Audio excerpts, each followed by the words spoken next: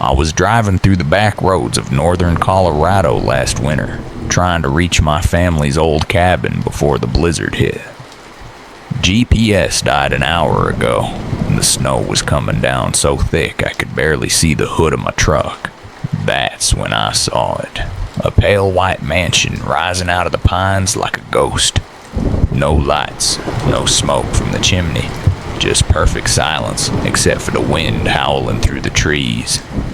The place looked abandoned for decades, but the windows were unbroken, the paint fresh. Weird. I pulled over because my truck was sliding off the road anyway. Figured I'd wait out the storm inside instead of freezing in the cab. The front door wasn't locked. It swung open with a soft creak, like it had been waiting for someone. Inside smelled of pine and something metallic. Old blood, maybe. The foyer had a grand staircase curving up into darkness. On the walls hung black and white photos of a family. A man in a suit, a woman smiling too wide, two kids who looked like they were from the 1950s. But the dates on the frames said 2018. Impossible. I called out, "Hello? Anyone here?" No answer. Just my voice echoing back, mocking me. I wandered into the living room. A fireplace sat cold, but fresh logs were stacked beside it. I lit a fire with matches I found on the mantel. The warmth felt wrong, like the house was breathing it in. That's when I noticed the scratches on the floorboards. Long, deep marks leading toward the basement door. Curiosity won. I opened the door. Stairs descended into black. My phone flashlight barely cut through it. Halfway down, I heard whispering. Not words, just soft, overlapping voices, like people talking in another room. I froze. The whispers stopped when I did. At the bottom was a long hallway, lined with doors. 7 of them, all painted white. The first door was ajar. Inside, an empty bedroom with a child's toy scattered on the floor. A teddy bear stared at me with one eye missing. I backed out and tried the next. Empty again, but this time a woman's dress hung on the wall, stained dark at the hem. The whispers started again, louder. By the 4th door, my heart was hammering. I shouldn't have come down here, but something pulled me forward. The same pull that makes people watch horror movies, even when they know it's stupid. The 5th door opened to a room full of mirrors.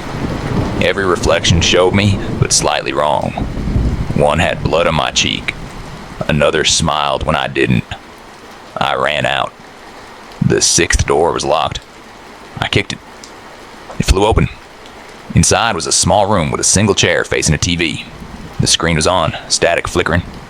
Then it cleared and showed me, right now, standing in the doorway, staring at the screen. A live feed. I spun around. No camera. No one behind me. The whispers turned into laughter. Soft. Childlike. I bolted back upstairs, slamming doors behind me. The fire was roaring now. Too big. Flames licking the ceiling. The family photos on the wall had changed. Now they showed my face pasted onto the old bodies. Me in the suit. Me smiling too wide. Me with the kids. I ran for the front door. It wouldn't open.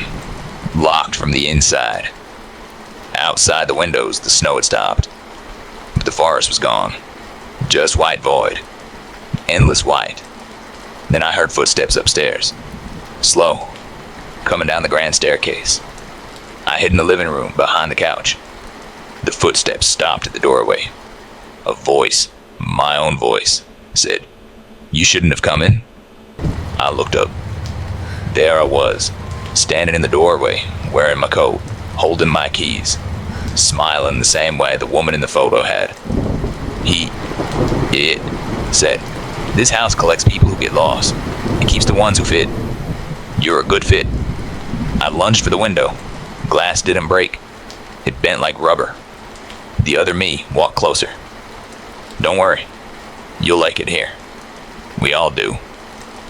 Eventually. The last thing I remember is the whispers welcoming me home. Now I sit in the white mansion, waiting for the next lost driver. The snow never stops, and the family photos, they're starting to look a lot like you.